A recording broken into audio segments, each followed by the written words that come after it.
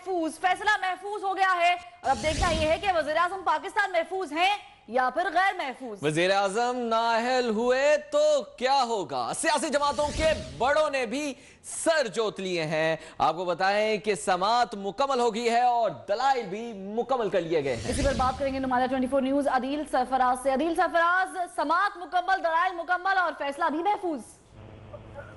जी बिल्कुल, supreme court of Pakistan ने आज मुल्क की तारीख का एक अहम मुकदमा पानामा लीक्स केस, उसका फैसला महफूज कर लिया है। दलाइल मुकम्मल हो गए हैं। 3 फेजेस थे इस पानामा लीक्स केस के। सबसे पहले ये केस शुरू हुआ 20 अक्टूबर 2016 को जस्टिस अनवर ज़हीर जमाली की सरबराही में 5 रुकनी लार्जर बेंच ने इस केस की 10 समातें की और उसके बाद नए चीफ जस्टिस ने एक नया बेंच तश्कील दिया जस्टिस आसिफ सईद खोसा की सरबराही में 5 रुकनी लार्जर बेंच, और उस बेंच ने भी 126 रोज इस केस की मुसलसल समातें की और 20 अप्रैल को इस केस का अबूरी फैसला भी जारी किया, जिसमें 2-3 के तनासब से ये फैसला जारी किया। 2 जजेस जस्टिस आसिफ सईद खोसा और जस्टिस गुलजार अहमद ने वजीर आजम को नाअहल करार दिया था, जबकि 3 जजेस जस्टिस इजाज अफजल, जस्टिस इजाजुल हसन और जस्टिस अजमत सईद शेख ने वजीर आजम के खिलाफ जो एतराजात थे, जो उनके खिलाफ इल्जामात थे, उन पर मजीद तहकीकात के लिए JIT तश्कील देने का हुक्म दिया था।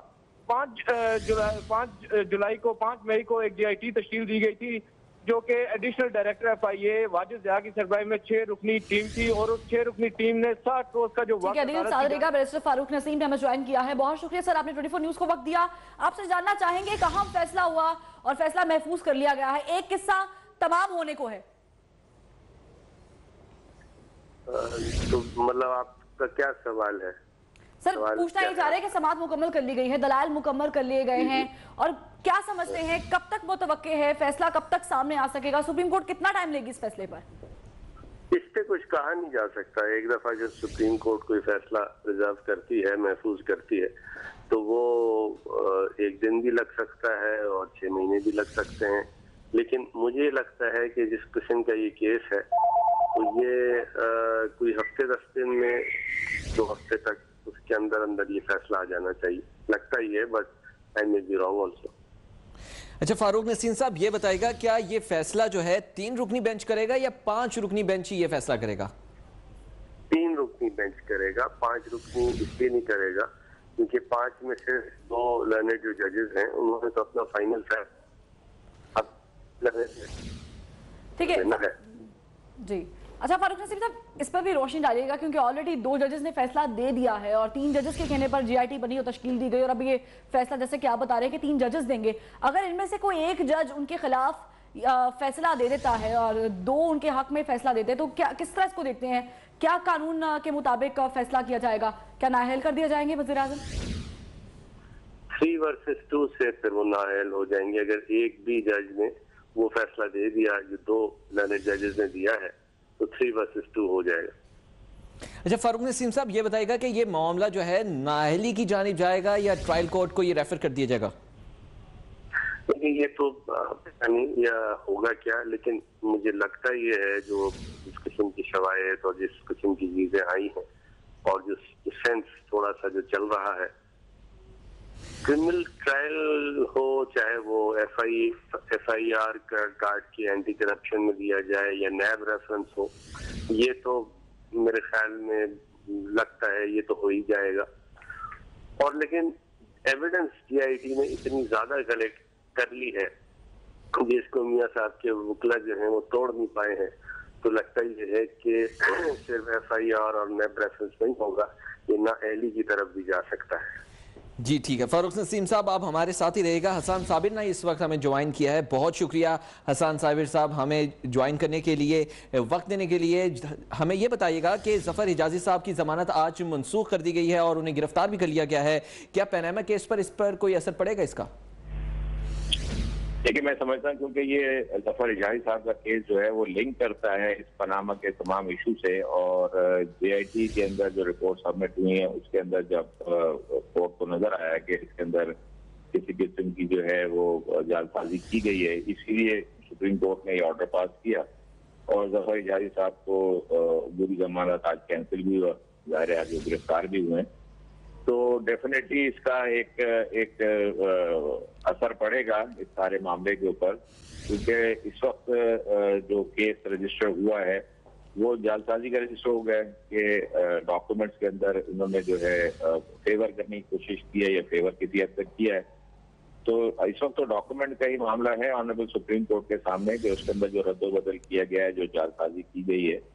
तो मैं ये समझता हूँ कि यकीनन इसका एक इम्पैक्ट पड़ेगा। देखें केस रजिस्टर हो चुका था ऑलरेडी, अब गिरफ्तारी हुई है तो ज़ाहिर रिमांड होगा। रिमांड में क्या इंकशाफात आते हैं ये हमें एक से 2 दिन में ज़ाहिर है कि सामने आ जाएंगे, मीडिया पे भी आ जाएंगे और इन्वेस्टिगेशन में भी सामने आएंगे। तो उसमें काफी चीजें और क्लियर होंगी कि एक्सेप्टेंस आती है या इसका डिनायल आता है। लेकिन एक नई इन्वेस्टिगेशन स्टार्ट हो गई है डॉक्यूमेंट्स के हवाले से और काफी चीजें इसमें भी क्लियर होगी। ठीक है हसन साहब, इस पर भी रोशन डालिएगा, वॉल्यूम 10 खुलवाया जाए, खोला जाए, ऐसा मुतालबा किया गया था नवाज लीग की जानिब से। और क्या समझते हैं अगर वॉल्यूम 10 खुलता है तो कितनी मुश्किलात का सामना करना पड़ेगा नवाज लीग को? देखिए एज ए लॉयर तो मैं समझता हूँ कि जितने भी डॉक्यूमेंट्स ऑनरेबल कोर्ट में सबमिट होते हैं, चाहे वो जीआईटी की सूरत में हों या किसी प्रोसिक्यूशन या रेफरेंस की सूरत में आए, उस पे जो है वो डिफेंस साइड का हक होना चाहिए। और वो तमाम डॉक्यूमेंट्स, क्योंकि अब वो पब्लिक डॉक्यूमेंट है, वो राइट होता है एक एक्यूज का या एक रेस्पोंडेंट का कि वो उनको देख सके और उन पर अपने जो है जवाब जमा करा सके। तो इस चीज को ओपन करना चाहिए। शायद इसको क्यों नहीं ओपन किया जा रहा है, ये बेहतर तरीके से ऑनरेबल सुप्रीम कोर्ट बेहतर समझती है इस बात को। लेकिन जितने पब्लिक डॉक्यूमेंट है उनको ओपन होना चाहिए, मिलना चाहिए। और उस पर अगर चीजें खुलती है तो देखें ये तो वफाद आमा की बात है। अगर कोई चीज रूलिंग पार्टी या इनके शरीफ खानदान के खिलाफ है तो वो आवाम को भी पता चलनी चाहिए। इस केस में जब सारी चीजें डिस्क्लोज हो गई हैं तो इस वॉल्यूम 10 को हिडन रखने का मेरे ख्याल से कोई जवाब नहीं है। जी हसन साबिर साहब, ये बताइएगा कि अगर अदालत ने हुदैबिया केस को रीओपन किया दोबारा, क्योंकि बहुत ज़्यादा इसकी बात चलती रही हुदैबिया पेपर मिल्स केस की, पनामा केस के अंदर, तो अगर ये हुदैबिया पेपर मिल्स केस खुलता है तो इसका पनामा के ऊपर क्या असरात होंगे? लेकिन ये इशू जो हुदैबिया पेपर मिल्स का इशू जो है वो एक फास्ट एंड क्लोज ट्रांजेक्शन है। लेकिन चूंकि वो इस वक्त ओपन हो गया है, लिंक हो गया है पनामा के साथ। देखें एक तरीकेकार है हमारे इन्वेस्टिगेशन का भी और अपील का भी। जब एक केस क्लोज हो गया और उसकी कोई अपील दाखिल नहीं हो सकी तो उसके लिए कोई हमारे पास टाइम लिमिट होती है। वो अगर टाइम लिमिट से क्रॉस कर गया है और नैब ने या किसी भी पार्टी ने उसके खिलाफ कोई अपील दायर नहीं की है तो मैं नहीं समझता कि उससे कोई हुदैबिया पेपर मिल या इस जैसे किसी और मामले को जो है वो दोबारा से री इन्वेस्टिगेट करके और कोर्ट के सामने लाया जाए। क्योंकि कोर्ट का डिसीजन आ चुका, वो फाइनल हो चुका, उसकी अपील नहीं की, किसी पार्टी ने नहीं की, किसी कोर्ट ने नहीं की, तो मैं नहीं समझता कि उसका कोई असर फर्दर समझ। ठीक है हसन साहब, साथ ही रहेगा जस्टिस नासिर असलम साहब ने हमें ज्वाइन किया है, माहिर कानून है, उनसे जान लेते हैं। नासिर साहब बहुत शुक्रिया, आपने 24 न्यूज़ को वक्त दिया। बताइएगा अगर फैसला महफूज कर लिया गया, अगर फैसला आता है वज़ीर आज़म की नाअहली के बारे में और कहा जाता है कि वज़ीर आज़म नाअहल हो चुके हैं, करार दिए गए हैं, तो क्या समझते हैं कि उनका जो नाअहली का केस है उसको ट्रायल कोर्ट में दिया जाएगा या सुप्रीम कोर्ट फैसला दे देगी कि ये नाअहल है? मैं कह रही तो जजेस बताएंगे। देखिए ना, जैसे मैंने पहले भी अर्ज किया, पता नहीं आपसे या किसी से, कि जब ये जजेस बैठते हैं, मैं तो 20 साल जज रहा हूँ, तो उसमें हम या तो फैसला वहीं सुना देते हैं और फैसला सुनाते वक्त 2 सूरतें होती हैं। या तो हम पूरा फैसला जो है 10 पेज का, 5 पेज का, 50 पेज का वही लिखवा देते हैं, स्टेनोग्राफर 4 होते हैं हमारे पास। या फिर हम उसमें कहते हैं कि हम जैसे कोई क्रिमिनल अपील है, हमने कहा appeal allowed and the man should be set free and detailed reasons will be given later on। ये दूसरा तरीका है। तीसरा ये है कि आप जजमेंट रिजर्व कर लेते हैं। रिजर्व का मतलब है कि हम इसमें सोच के, समझ के, आपस में डिस्कस करके फैसला करेंगे। जब फैसला लिख लेंगे एक दिन पहले तो फिर दफ्तर को इन्फॉर्म कर देते हैं, वो अगले दिन फिर कोर्ट में लगा देता है कि आज ये फैसला सुनाया जाएगा। ये 3 सूरतें हैं, जजमेंट रिजर्व और ये जजमेंट अनाउंस्ड। डिटेल जजमेंट उसी वक्त लिखा दिया गया या शॉर्ट ऑर्डर लिखा दिया गया और डिटेल जजमेंट बाद में आ गया। तो मेरा ख्याल है कि इसमें डिटेल जजमेंट तो बड़ा मुश्किल होगा। हो सकता है जजेस बहुत कॉम्पिटेंट है, मैं तो अब काफी बुरा हो गया हूँ, लेकिन अगर 50-100 सफ़े का होगा तो इसमें लिखाना मुश्किल है। और उसमें तो मेरे पास एक ही मिसाल है, वो हमारे कॉलीग होते थे जस्टिस अजमल मियां साहब, वो तो 100 पेज के जजमेंट भी कोर्ट में बैठ के ही लिखा देते थे। और हमारे पास जब बेंच बैठती है, 2 जजेस बैठते हैं, तो 2 स्टेनो एक जज के होते हैं, 2 स्टेनो एक जज के होते हैं, तो 4 स्टेनोज अवेलेबल होते हैं और वो बहुत ही एक्सपीरियंस्ड होते हैं। One of the finest stenographers in Pakistan and India वो हमारे पास होते हैं जब हम जज होते हैं। तो हम जब लिखाते हैं तो 100 सफ़े भी लिखा सकते हैं एक दिन में बड़ी आसानी से। तो ये डिपेंड करता है कि वो क्या फैसला करते हैं। ये रिजर्व करते हैं, रिजर्व करके फिर तारीख आती है तो उसके बाद जब वो लिख लिया जाता है तो फिर वो एक दिन पहले बेंच से वो रजिस्ट्रार से कहते हैं कि अगले दिन लगा दिया जाए, तो फिर वो लिस्ट में आ जाता है। अब तो इंटरनेट पे भी आ जाता है आपकी लिस्ट कि भाई कल फैसला सुनाया जाएगा। या दूसरा ये होता है कि आप शॉर्ट ऑर्डर कर दिया कि भाई हमने अपील अलाउ कर दी और इसका डिटेल रीजन 50-100 सफ़े के हम बाद में लिख के देंगे। तो 3 तरीके हैं। जजमेंट रिजर्व, जिसमें आप जजमेंट कहते हैं कि अभी हम अभी फैसला नहीं दे रहे, हम सोच समझ के लिख के फिर एक दिन पहले रजिस्ट्रार को बता देंगे, वो लिस्ट में आ जाएगा और फिर हम फैसला सुनाएंगे। ठीक है नासिर साहब, ये भी बताइएगा कि अगर ट्रायल कोर्ट में मामला भेजा जाता है तो सुप्रीम कोर्ट की जानिब से कोई टाइम फ्रेम दिया जाएगा या फिर आपको लगता है कि मामला तूल पकड़ लेगा? नहीं, देखे ना, ये क्योंकि मामला तूल जो पकड़ता है तो हमेशा जो हायर कोर्ट है, कोई भी हाई कोर्ट होगी, सुप्रीम कोर्ट होगी, तो वो उसमें छोटी मोटी कैद लगा देती है। मुझे याद है कि एक दफ़ा मैं पहले भी किसी चैनल पे मैंने अभी आके जिक्र किया था कि मैं और जस्टिस साहब उस वक्त मरहूम वो चीफ जस्टिस थे, मैं एज ए जूनियर जज उनके साथ बैठा हुआ था। तो हमारे सामने एक केस आया, वो पता चला 30 साल पुराना केस था और 30 साल के बाद अब जब हमारे पास आया तो हमने कहा कि भाई इस पार्टी को तो सुना ही नहीं गया। अब सुना नहीं गया तो इसका मतलब ये है कि इस ऑर्डर को हम इलीगल करार देते हैं और फिर दोबारा ट्रायल कोर्ट को भेजें कि भाई तुम्हारा दोबारा इसकी बात सुनो, इसकी तरफ एविडेंस जो है वो एविडेंस लो, उसके बाद इसका फैसला करो। फिर हम दोनों ने सोचा कि अगर ये करेंगे तो 30 साल तो इसके गुजर चुके हैं, तो क्या किया जाए। तो मैंने भी सजेस्ट किया, फिर ज़िल्ला साहब ने फैसला किया कि सुप्रीम कोर्ट खुद ही एविडेंस रिकॉर्ड करेगी। तो बहुत कम होता है 100 केसों में 2 केस, 1 केस में जहाँ सुप्रीम कोर्ट कहती है कि ऐसा मसला है कि जिसमें हम एविडेंस खुद ही रिकॉर्ड करेंगे, वरना वो भेज देती है ट्रायल कोर्ट को कि तुम एविडेंस रिकॉर्ड करो। तो ये तो जजेस पे मुनासिर है कि वो क्या देखते हैं कि लंबा है, तूल लेगा, क्या होगा, तो इसका फैसला किया जाए। क्या फैसला किया जाएगा? जस्टिस नासिर असलम साहब, आप हमारे साथ ही रहिएगा। फारूक नसीम साहब इस वक्त हमारे साथ मौजूद हैं, उनसे जानते हैं। जी फारूक साहब, आप बताएगा आपके ख्याल में सुप्रीम कोर्ट की तरफ से कौन कौन से फैसले मुतवक्के हो सकते हैं?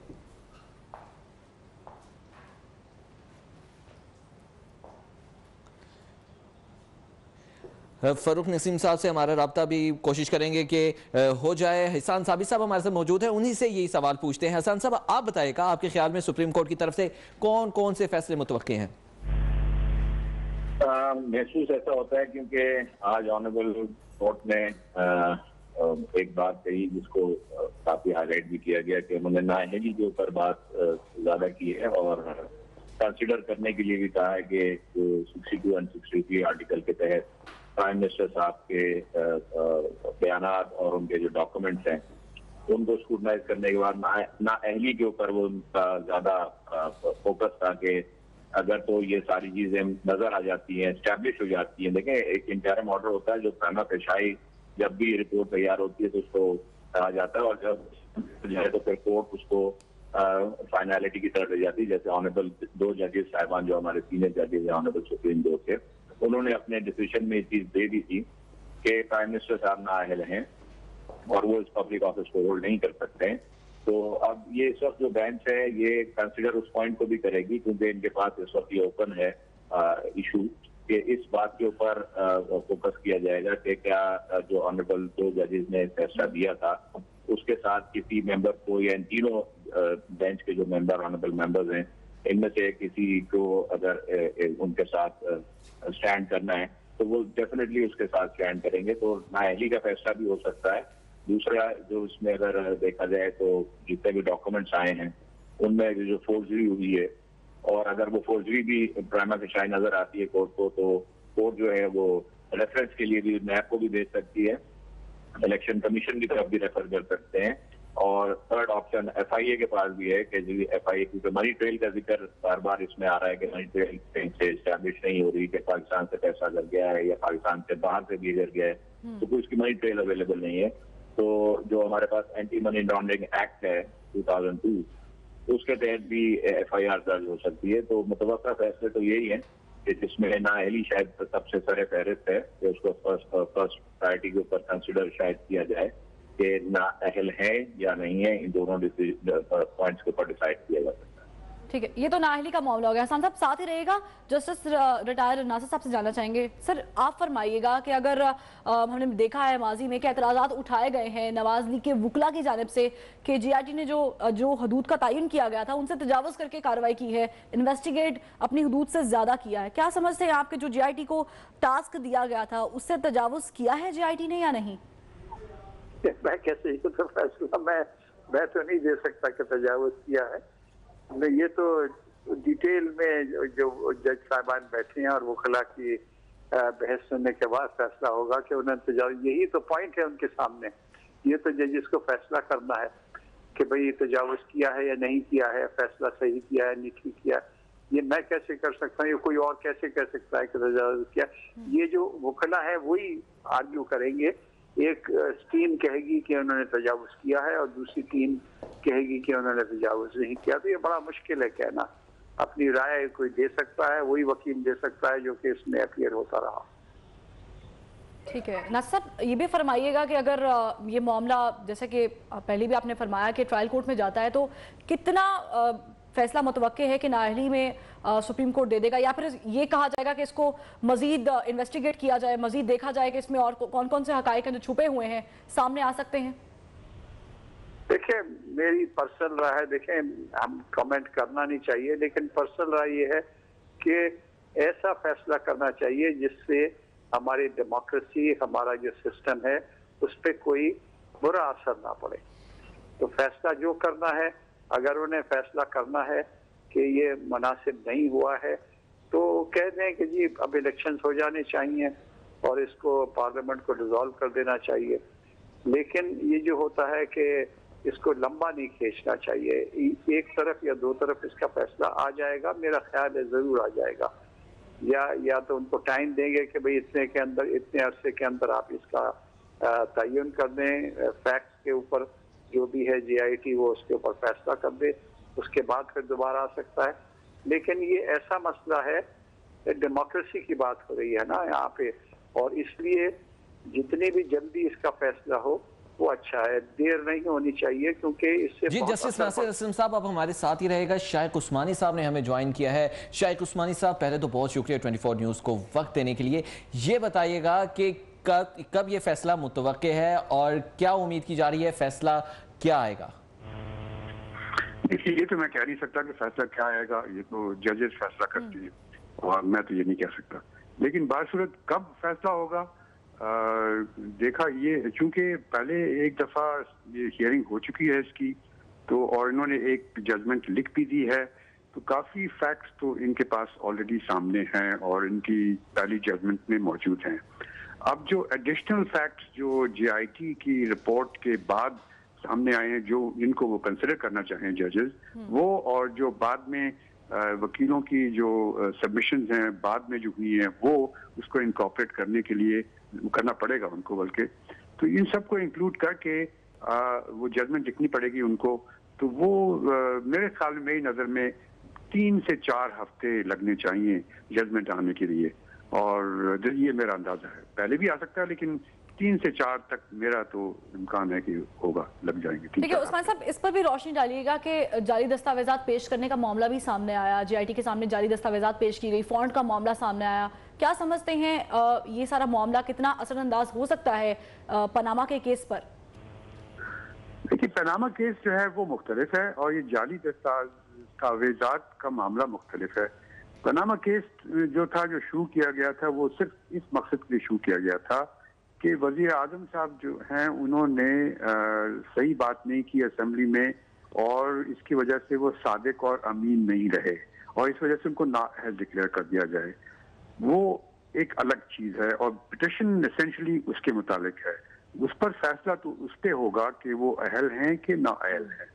अगर वो ना अहल डिक्लेयर कर दिए जाते हैं तो उस सूरत में फिर जो बाकी चीजें अब जो JIT की रिपोर्ट के बाद सामने आई हैं, जिसमें शायद पता चलता है कि कोई फाइनेंशियल क्राइम्स भी कमिट हुए हैं, तो उस सूरत में कानून के तहत हो सकता है कि सुप्रीम कोर्ट डायरेक्शन दे दे अदारों को, जो रेलेवेंट अदारे हैं, कि आप इनके खिलाफ इनके बेसिस पे कार्रवाई करें, लेकिन वो एक अलग कार्रवाई होगी और उसका इससे तो ताल्लुक नहीं होगा।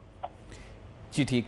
जस्टिस शाइक उस्मानी साहब, हमें यह बताइएगा कि मामला कितना नाअहली की तरफ जा रहा है और कितने % आप चांसेस देख रहे हैं कि ये रेफर कर दिएगा ट्रायल कोर्ट को? देखिए, ट्रायल कोर्ट को रेफर करने की बात नहीं है यहाँ पर। तो फैसला नाअहल या अहल होने के लिए ट्रायल कोर्ट के पास जाने की जरूरत नहीं है। वो अब तो उनको फैसला करना है कि अहल है या नाअहल है। और जहाँ तक अभी देखा गया है, अभी तक जितनी चीजें हमारे सामने आई हैं, जो मनी ट्रेल जो इन्होंने साबित करना था, जिन पैसों से कि ये फ्लैट खरीदे गए थे, जिसका जिक्र के प्राइम मिनिस्टर साहब ने किया था, वो कोई खास तरीके से साबित नहीं हुआ। कुछ हैं शवाहदात उसके, लेकिन खासतौर से ये कतर का जो लेटर है, लेकिन वो खास कोई सही तरीके से उसके सबूत सामने नहीं आए। अब इससे क्या अखज़ करती है कोर्ट? क्या वो कतर का शहजादे का जो लेटर है उसको वो एक्सेप्ट करती है कि नहीं करते हैं? ये मामला अब उनका है, और अगर तो वो एक्सेप्ट कर लेते हैं तो फिर मामला सही हो जाता है वज़ीर आज़म साहब के लिए। अगर वो एक्सेप्ट नहीं करते तो शायद उनको प्रॉब्लम हो जाए, वो एक अलग चीज़ है। लेकिन बाकी ट्रायल की तो इसमें कोई ज़रूरत नहीं। ट्रायल उस सूरत में होगा जो फाइनेंशियल क्राइम्स जो कमिट किए, अगर कमिट किए हैं, उसके लिए ट्रायल होगा, वो एक अलग बात है। ठीक है, साथ रहेगा शाइक साहब। जस्टिस नासिर असलम साहब का रुख करते हैं, उनसे जान लेते हैं। सर, अब इस बात पे भी रोशनी डालेगा, कतरी शहजादे का खत भी आया, पेश भी किया गया, उस पर इन्वेस्टिगेट भी किया गया, मगर उनका बयान रिकॉर्ड नहीं किया गया, ना वहां जाकर रिकॉर्ड किया गया, ना वो माने यहाँ पर आकर रिकॉर्ड कराने। आप क्या समझते हैं कि क्या ये तमाम तर मामला कतरी शहजादे का जो खत है और ये अफसाना जो है, क्या इसका असरअंदाज है पनामा के इस फैसले पर या नहीं? देखिए, जो एविडेंस होती है वो इस तरह एविडेंस नहीं कोर्ट में एक्सेप्ट की जाती कि कोई खत है, जब तक के पार्टी उसे एक्सेप्ट ना करें। अब अगर कोई खत लिखा है और वो किसी आउटसाइडर का है तो उसके तरीके होते हैं, या तो वहां से उनकी तरफ से कोई बयान आ जाए, या उनकी तरफ से, या अगर वो शहजादे हों या कोई हो तो उसका एक तरीका होता है। अगर एक समझ लीजिए कि मैं आप एक बूढ़ी औरत है और वो है वहाँ पे पिंडी के आगे कहीं आज़ाद कश्मीर में है और केस चल रहा है कराची में, तो कराची में जब केस चलेगा और उसकी एविडेंस ज़रूरी है, वो तो आ नहीं सकती, तो उसका फिर तरीका ये होता है कि उसकी एविडेंस जो है वो आप कहते हैं कि कोर्ट जो है, हाई कोर्ट होगा या कोर्ट होगा, वो भेजेगा उसको वहाँ के कोर्ट में, और कोर्ट से कहेगा कि भाई अपना कोई एडवोकेट या किसी को भेजो और उससे जाके वहाँ रिकॉर्ड करो, दोनों पार्टीज को नोटिस दो, ताकि जब उस खातून का, बूढ़ी औरत का एविडेंस रिकॉर्ड हो रहा हो तो दोनों वकीला जो है, दोनों पार्टीज हैं, उनको अपॉर्चुनिटी हो कि वो उसे क्रॉस एग्जामिन कर सकें। इसको कहते हैं एविडेंस ऑन कमीशन। जो ऑर्डर भेजा जाता है उसको हम कमीशन कहते हैं, कि कमीशन पे भेजा गया है कि भाई जाके वहाँ एविडेंस रिकॉर्ड करो। बहुत सारा होता है कि एक आदमी बहुत बीमार है, समझ लीजिए कि वो अस्पताल में, कोई खातून है, कोई आदमी है, तो उसको कोर्ट बुलाना मुश्किल है, तो इसलिए आप उसको फिर कहते हैं कि इसको एविडेंस में भी रिकॉर्डेड ऑन कमीशन। लेकिन अगर ये कतरी शहजादा है, इसका मुझे समझ में नहीं आता कि किस तरह की एविडेंस उसकी रिकॉर्ड होगी, क्योंकि कतरी शहजादा कोई दूसरे मुल्क, वो कहता है मैं नहीं आता, आप क्या कर लेंगे।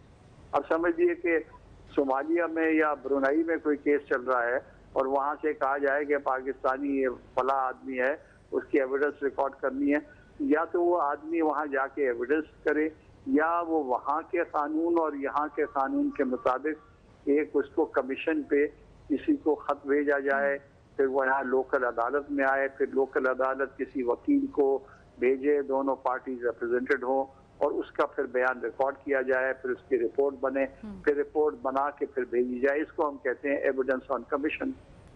तो ये कतरी शहजादे का जो है ना, ये बड़ा, इसकी कोई एविडेंस किस तरह होगी जब तक कि कोई एडमिट, दोनों पार्टीज एडमिट ना करें, तो खाली कह देना कि कतरी शहजादे का है। मेरी पर्सनल राय है कि भाई जब तक कि शहजादा खुद ना आए या उसकी एविडेंस वहाँ रिकॉर्ड ना हो, तो ये एविडेंस जब तक कि दोनों पार्टीज एक्सेप्ट नहीं करेंगी तो वो तो कोई एविडेंस नहीं होगी ना। जी ठीक हो गया ना। जस्टिस नासिर हसन साहब आप हमारे साथ ही रहिएगा। हसन साबिर साहब हमारे साथ मौजूद हैं, उनसे मजीद तफसीलात जानते हैं। जी हसन साबिर साहब ये बताएगा, पहले कतरी शहजादे का खत आया पाकिस्तान और उसको अदालत में पेश किया गया और उसके सबूत जो है वो गवाह के तौर पर वो ना आए, ना उनसे कोई बयान रिकॉर्ड करवाया गया। उसके बाद इसहाक डार जो कि वजीर खजाना है, उन्होंने भी मनी ट्रेल के तौर पर शेख अल नहान का खत जो है वो पेश किया गया है। तो क्या समझते हैं, क्या इसकी अहमियत होगी कतरी शहजादे के खत की तरह कोई? देखिए, जितने भी डॉक्यूमेंट्स होते हैं उनको एंडोर्स करने के लिए जिसको ऑथर है उसको पेश होना जरूरी है। यहाँ चूंकि ये रिस्पोंडेंट हैं जिन्होंने अपने डिफेंस में ये रेकॉर्ड्स प्रोड्यूस किए थे ऑनरेबल कोर्ट में, और उसकी ऑथेंटिसिटी को कंफर्म करने के लिए इनका ही चाहिए था कि वो कतरी शहजादे को या इसहाक डार साहब ने जिनका लेटर नयान साहब का पेश किया है उनको एविडेंस के लिए यहाँ कोर्ट में या उस GIT के सामने रिक्वेस्ट करके पेश करते। अब जबकि ऐसा कुछ भी नहीं हुआ और ये प्रोसेस कंप्लीट हो गया है और जजमेंट रिजर्व कर लिया ऑनरेबल सुप्रीम कोर्ट ने, तो इन डॉक्यूमेंट्स की चूंकि पहले भी सुप्रीम कोर्ट के ऑर्डर के तहत कोई एविडेंटरी वैल्यू नहीं थी, तो लिहाजा अब फर्दर भी इसके अंदर GIT ने भी उसको एक्सेप्ट करने से जो है वो माजरा जाहिर की है, तो कंसिडर नहीं किया जाएगा जहां तक मैं समझता हूँ, क्योंकि उन डॉक्यूमेंट्स की जो वैल्यू है हमारे पास पाकिस्तानी लॉ के तहत एविडेंस एक्ट में और कानूनी शहादत में, कि वो डॉक्यूमेंट पेश करने के लिए उसकी ऑथेंटिसिटी, उसकी वैल्यू को चेक करने के लिए जो वो ऑथर है, जो उसका जो जिसने ये डॉक्यूमेंट पेश किया है उसकी स्टेटमेंट जरूरी है। देखिए, ये क्रिमिनल ट्रायल की तरफ जा रहा है मामला। क्रिमिनल ट्रायल में जरूरी है कि जिसने जो भी डॉक्यूमेंट पेश किया है वो अपने स्टेटमेंट के साथ पेश करेगा। यहाँ इस चीज का फेलियर नजर आ रहा है, तो हमें जो कानून हमें पाबंद करता है उसको अगर फॉलो नहीं करेंगे तो उन कागजात की कोई वैल्यू नहीं नजर आती। लिहाजा जैसे कतरी शहजादे वाले खत की वैल्यू कुछ भी नहीं थी, इसी तरह से ये जो इसहाक डार साहब ने लेटर प्रोड्यूस किया है इसकी भी मेरे हिसाब से ऑनरेबल सुप्रीम कोर्ट इसको भी रिजॉल्व करेगा। ठीक है, हसन साहब साथ रहिएगा। जस्टिस नासिर असलम साहब की तरफ जाएंगे, उनसे बात करेंगे। जस्टिस साहब फरमाइएगा, पनामा जो है वो अपनी मुनफरद एक अपने आप में एक मुनफरद केस है जो पाकिस्तान में आया है और जिस पर ट्रायल कोर्ट्स हुए और जब कुछ चल रहा है, GIT बनाई गई है और इन्वेस्टिगेट किया गया बाकायदा तौर पर। क्या समझते हैं पाकिस्तान लॉ हिस्ट्री के अंदर इसकी कितनी अहमियत है? नहीं, ऐसे बहुत सारे केसेस है। आपका कहना ये है कि ऐसा केस है। एक तो मैं था इनका ये एक मैंने इंक्वायरी की थी, भुट्टो साहब कौन से थे, भुट्टो साहब, जिनकी इंक्वायरी हुई थी उनका मुझे उन्होंने रिकॉर्ड किया था, मुझे अपॉइंट किया था सुप्रीम कोर्ट ने कि आप इसकी इंक्वायरी करके रिपोर्ट दें, और फिर हमने रिपोर्ट दे दी थी। तो ऐसी बहुत सारी होती रहती हैं। ये अहमियत इसलिए अख्तियार कर गया है कि इसमें प्राइम मिनिस्टर का नाम आ गया है और प्राइम मिनिस्टर के ओहदे पे जो फाइल्स हैं उनके मुतालिक ये केस है, इसलिए इसकी इम्पोर्टेंस ज़्यादा लगती है। वरना मेरे ख्याल में हर केस की इम्पोर्टेंस होती है, चाहे गरीब का केस हो, चाहे वो कच्ची आबादी का केस हो या बड़ा केस हो, लेकिन क्योंकि इसमें प्राइम मिनिस्टर का नाम आ गया है इसलिए ये केस की इम्पोर्टेंस ज़्यादा है और पब्लिसिटी भी इसकी होगी, मीडिया भी इसको पब्लिसिटी देगा। तो इसलिए मेरा ख्याल है कि ये केस जो है उसका फैसला तो कानून के मुताबिक ही होगा। ऑर्डनरी जो लॉज हैं वो अप्लाई करेंगे, एविडेंस एक्ट अप्लाई करेगा, जो भी हमारी ट्रीटीज हैं और मुल्कों के साथ वो देखी जाएंगी, तो उसके मुताबिक होगा। लेकिन जब तक कि वो अगर वो खत के ऊपर कुछ रिलायंस को एक पार्टी कर रही है डिफेंस या प्रोसिक्यूशन, तो उसके अंदर अगर वो कतरी शहजादे का खत है उसकी एविडेंस जब ही होगी जबकि उसका ऑथर वहां आए या उसका कोई ऑल्टरनेट एविडेंस एक्ट के मातहत कोई ऐसी चीज हो जिससे वो एविडेंस उसकी ऑथेंटिसिटी एस्टैब्लिश हो जाए। खाली खत पेश करने से काफी नहीं होगा, ये फैसला कोर्ट ही करेगी। लेकिन ये मेरी अपनी राय है, जहाँ तक हमारा पाकिस्तानी लॉ ऑफ एविडेंस है वो ये कहता है कि आप जो खत पेश करते हैं तो वो खत पेश करने का उसका ऑथर पेश करें। उसका ऑल्टर पेश करें। जस्टिस साहब आप हमारे साथ ही रहिएगा। माहिर कानून जुल्फिकार भुट्टा ने भी हमें ज्वाइन किया है। पहले तो बहुत शुक्रिया जुल्फिकार भुट्टा साहब 24 न्यूज़ को वक्त देने के लिए। ये बताइएगा कि हम जब केस की जानिब देखते हैं तो शुरू से लेकर आखिर तक टीम्स जो है हुकूमत की जानिब से, नून लीग की जानिब से चेंज होती रही हैं, तो आप क्या समझते हैं नून लीग की कानूनी माहिरीन की जो टीम थी उन्होंने क्या केस जो है वो सही अंदाज में पेश किया? देखिए, जाहिर चीज नजर आ रही है कि गवर्नमेंट जो है वो शुरू से ही कुछ उसको खुद अंदाजा हो रहा है कि वो गिल्टी हैं बहुत से मामला के, और यही वजह है कि वो बार बार ट्विस्ट कर रहे हैं अपनी पोजीशन को, और कभी वो कुछ लाते हैं, कभी अपनी टीम चेंज करते हैं। उनको अपने पे ही कॉन्फिडेंस नहीं था, और जो डॉक्यूमेंट्स पेश किए गए हैं और जो सामने आई हैं चीजें, वो भी खासी सीरियस नौयत की हैं। और अब इन हालात में इस केस के दो हिस्से बन गए। पानामा लीक्स के हवाले से देखें, दो हिस्से हैं। एक तो ये है कि जिसमें absolutely supreme court of Pakistan में फैसला करना है सादिक और अमीन के हवाले से, और आर्टिकल 62, 63 का जो मामला आता है उसके अंदर ये है कि ये फैसला सुप्रीम कोर्ट ने करना है कि आया ऐसी प्रिमाफिशियल एविडेंस सामने आई है कि नहीं, कि जिसकी रोशनी में ये बात साबित होती है कि पाकिस्तान के प्राइम मिनिस्टर जो हैं सादिक और अमीन रहे हैं कि नहीं। इस हिस्से के अंदर जो है ये अख्तियार सुप्रीम कोर्ट ऑफ पाकिस्तान का है कि वो चाहें तो उनको नाअहल करार दे दें और चाहें तो उनको नाअहल करार ना दें। दूसरा हिस्सा उन डॉक्यूमेंट्स जो सामने आ रहा है वो फाइनेंशियल क्राइम का है, जिसमें एंटी मनी लॉन्ड्रिंग जो एक्ट है वो है, नैब ऑर्डिनेंस हैं और वो तमाम चीजें हैं। अब पहला हिस्सा तो सुप्रीम कोर्ट ऑफ पाकिस्तान का इससे मुतालिक आ गया कि आया वो इस पॉइंट के वो सेटिस्फाइंग है कि नहीं, कि पनामा लीक से मुतालिक जो डॉक्यूमेंट्स हैं या अदर जो डॉक्यूमेंट जो पेश किए गए वो किस हद तक थे और वो सपोर्ट करते थे गवर्नमेंट के व्यू को, या जो एलिगेशन है वो वाकई प्रिमाफिशियल सही साबित हो रहे हैं। इसके ऊपर तो वो नाअहली का फैसला करेंगे। और अगला फैसला जो उन्होंने करना है वो इससे मुतालिक करना है कि क्या नवाज शरीफ साहब और उनसे मुतालिक लोगों के खिलाफ फाइनेंशियल क्राइम के मामलात बनते हैं। इसके अलावा एक तीसरी चीज और बीच में आती है, क्या उनके खिलाफ ऐसे ऑफेंसेस भी बनते हैं जो किसी अदालत की प्रोसीडिंग के दौरान में गलत कागजात और झूठे जो है डॉक्यूमेंट्स आपको सबमिट करने से मुतालिक है। अब ये 3 चैप्टर खुल गए हैं इस वक्त प्राइम मिनिस्टर साहब के हवाले से। ठीक है, जुल्फिकार साहब साथ रहेगा। जी जी बिल्कुल फरमाइए। ठीक है, जुल्फिकार साहब साथ रहेगा। जस्टिस नासिर असलम का रुख करते हैं। सर आप फरमाइएगा इस बारे में कि वज़ीर-ए-आज़म की कानूनी टीम की जानब से ये कहा गया है कि कोर्ट को बावर कराने की कोशिश की जा रही है कि मुकदमा बदनीयती पर मबनी है। क्या समझते हैं कि वाकई मुकदमा बदनीयती पर मबनी है? नहीं, ये तो मैं कैसे कह सकता हूँ, ये तो कोर्ट फैसला करेगी। ये तो आप पूछ रहे हैं कि भाई ऐसे कोर्ट फैसला करे, अगर एविडेंस आ गई है क्योंकि बदनीयती पे है तो एविडेंस की बेसिस पे कोर्ट फैसला करेगी।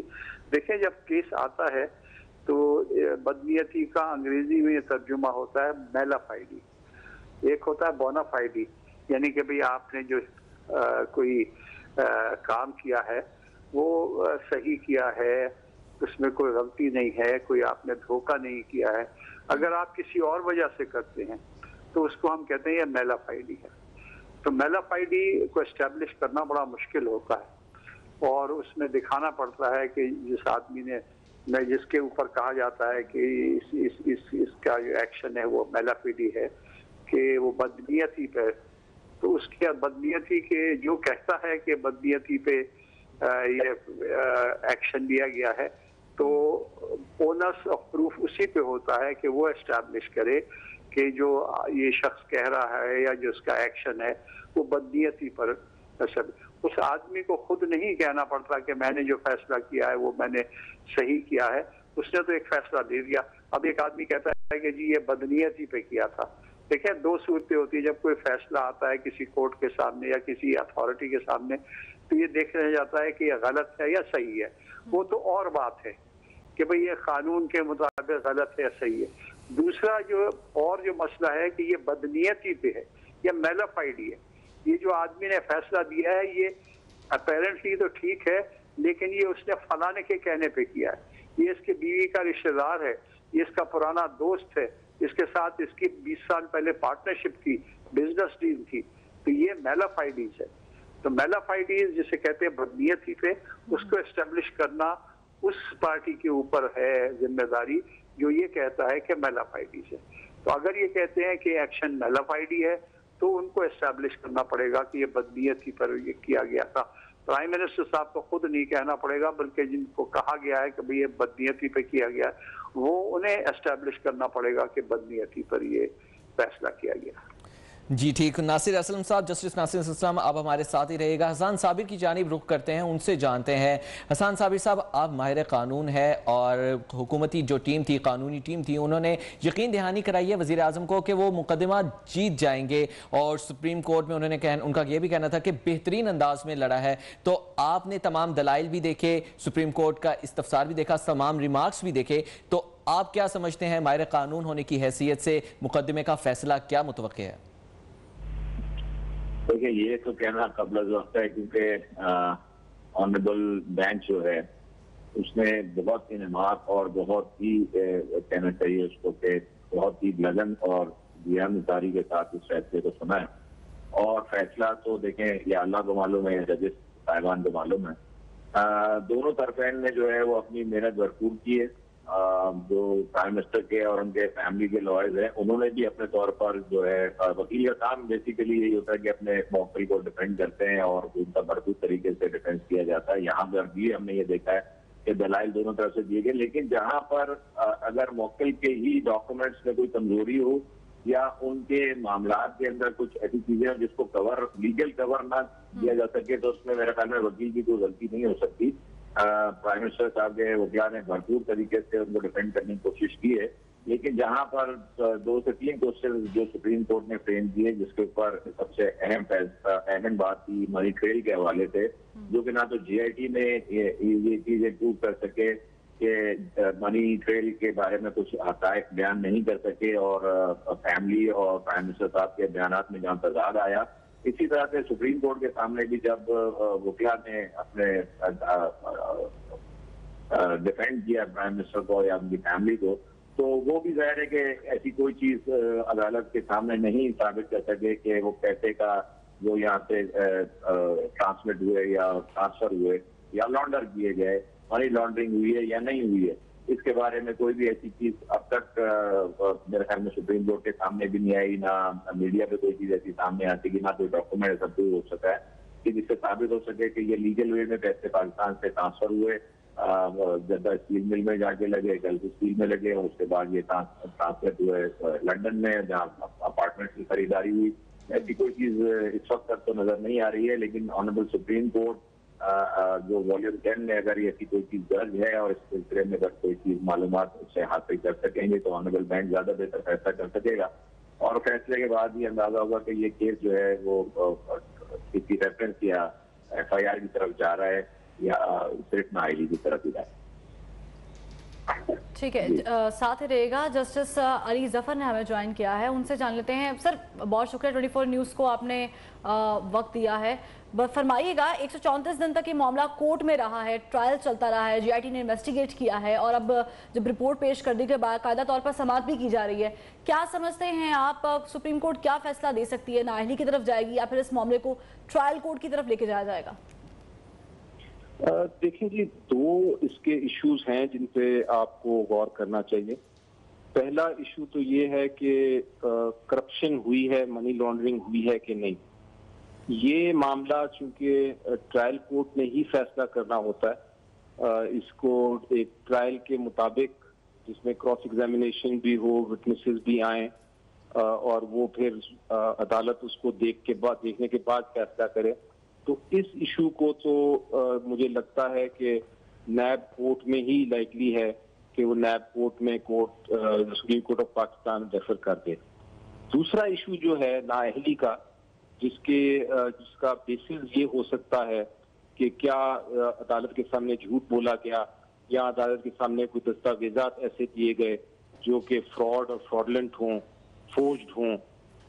तो ये इस मामले का फैसला सुप्रीम कोर्ट ने खुद ही करना है। इस मामले का फैसला सुप्रीम कोर्ट पर है। बैरिस्टर अली जफर साहब, हमें यह बताइएगा कि 134 दिन थे केस के और उसमें बारहा कहा गया था कि मनी ट्रेल पेश की जाए, और कानूनी जो वकला की टीम थी उन्होंने मनी ट्रेल जो है वो पेश नहीं की, और अब मनी ट्रेल का पेश ना करना इस महफूज किए गए फैसले के ऊपर कितना असरअंदाज होगा?